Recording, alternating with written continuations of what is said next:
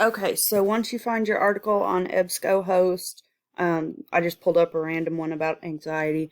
So you're gonna see a screen like this. You're gonna go over here and click download, save file. Okay, I've already done this, but that's the gist of it. Once you've done that, you're going to go to new, file upload, and upload your PDF to your Google Drive. Then open it up and you'll see the screen like this, and you're going to go to open with.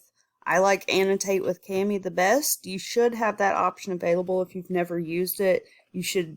You'll have to like create your account, sync it with your Google Drive and all that. So once you do that, just click Annotate with Kami, and then it'll pop up, and you're to highlight the sentence or sentences that you're using as evidence in your paper. So I'm just going to find random sentences to highlight. So you're going to make sure it's on markup. You can do the text highlighter or box highlighter. I would do the text highlighter.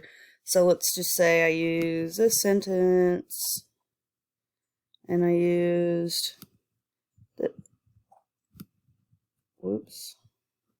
this sentence and whatever. So after you've done what you need to on your highlighting, you're going to go over here, click download, make sure it says with all annotations. You can save it to your computer or to your Google Drive. I would just go ahead and save it to your computer because you're going to have to attach it to the email. So you'll just click begin export. And that's it. Okay.